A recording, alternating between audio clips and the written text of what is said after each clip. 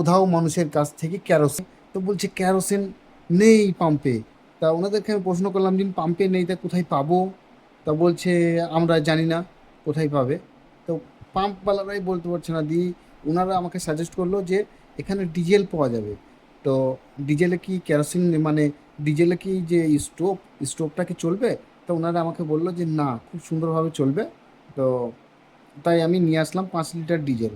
ডিজেলে কিন্তু আমি স্টোভ চালাবো, ওখান থেকে আমরা ভাত তরকারি যা রান্না করার কথা সেগুলাই রান্না করব।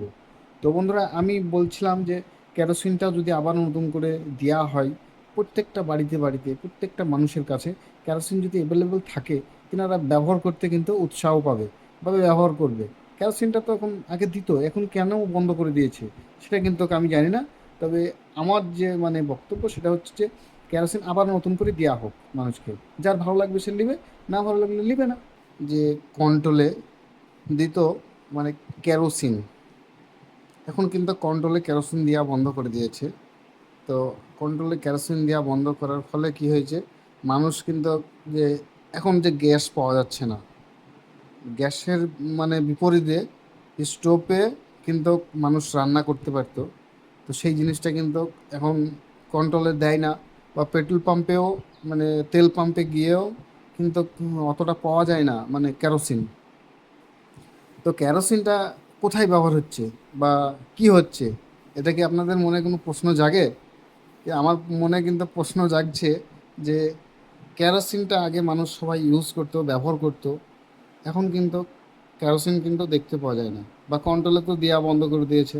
যেমন আমাদের দুয়ারে সরকার এখন, কারণ প্রত্যেকটা গ্রামে গ্রামে গিয়ে চাল এবং আটা এসবগুলি দিচ্ছে। আগে কন্ট্রোলে দিত চিনি, চিনি টিনিও হাবিজাবি অনেক কিছুই দিত কন্ট্রোলে। তো এখন কিন্তু পুরোপুরি সব বন্ধ করে দিয়েছে। তো আমার মনে হচ্ছে যে কেরোসিনটা যদি আবারও নতুন করে দেওয়ার একটি কল্পনা যদি করে প্রকল্প, যে না কেরোসিন আবার নতুন করে দেওয়া যাবে, তো ভালো হবে। তো কেরোসিনের ব্যাপারে একটু ধ্যান দেওয়াটা উচিত, প্রত্যেকটা মানুষকে বলা উচিত, বললেই কিন্তু সবই সম্ভব। আগে কেরোসিন কন্ট্রোলে দিত মানুষ নিয়ে চেরাক এবং যে হেরকিল, লণ্ঠন, এইসবগুলো সব কিন্তু ওই কেরোসিনেই চলতো। তো কেরোসিনে কিন্তু স্টোভ চালানো যাবে, কোনো সমস্যা নেই। তো বন্ধুরা, দেখো, ভাবনা চিন্তা করো, কেরোসিন কিন্তু উঠেই চলে গেল। কেরোসিন কিন্তু কোথাও পাওয়া যায় না। আগে মানুষ যে কেরোসিনে স্টোভ দিয়ে রান্না করতো, এখন কিন্তু স্টোভটা তো বন্ধই হয়ে গেল। মানুষ যদি গ্যাসের লেগে যে প্রবলেমটা হচ্ছে এখন, সেই প্রবলেমটা কিন্তু কেরোসিনটা থাকলে কিন্তু অতটা হতো না। মানুষ কিন্তু কেরোসিনেও রান্না করে বা আগে করতো, এখন কিন্তু আমরা নিজে নিজেই ছেড়ে দিয়েছি রান্না করা। তো আমাদের ফলেই কি হচ্ছে, জিনিসগুলো কিন্তু উল্টিয়ে পাল্টিয়ে যাচ্ছে, তাই না? তো বন্ধুরা, কেরোসিন ইম্পর্টেন্ট, দরকার। কন্ট্রোলে আবার যেন কেরোসিন দেওয়া হোক। কন্ট্রোলে কেরোসিনটা দিলে একটু অল্প রেটে পাওয়া যায়। মানে দোকানে ধরো মিনিমাম 60 বা 80 টাকা বা 90 টাকা নেই, সে জায়গাতে কন্ট্রোলে কত হয়, 50 টাকা 60 টাকা লিটারে পাওয়া যায়, প্রচুর কম পাওয়া যায়।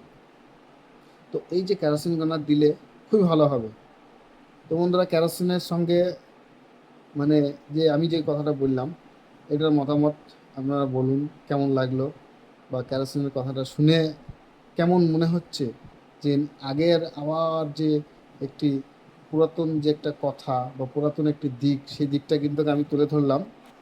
তো ব্যাপারটা হচ্ছে যে কেরোসিনটা দিলে মানুষের সুবিধা হবে না। মানুষ এখনো অতটা উন্নত মান হয়নি যে গ্যাস গ্যাসেই রান্না করবে। এবং কেরোসিন, তারপরে যেসব কাঠ, লাকড়ি, এইসবগুলাতে মানুষ রান্না করতো আগে কত সুন্দরভাবে। কিন্তু এসবগুলো এখন মানুষ ভুলেই যাচ্ছে, গ্যাসের ভরসায় থাকার কোনো দরকার নেই। স্টোভ আছে, স্টোভ বা কেরোসিন যদি নাও পাওয়া যাচ্ছে, তবে ডিজেলও আছে। ডিজেল তো অ্যাভেলেবেল এখন পাম্পে পাওয়া যাচ্ছে। তো ডিজেল দিয়ে রান্না করলেও করা যাবে, স্টোভ চলবে। তো বন্ধুরা, ঠিক আছে, সবাই ভালো থাকো, সুস্থ থাকো, দেখা হবে অন্য কোনো ভিডিওতে।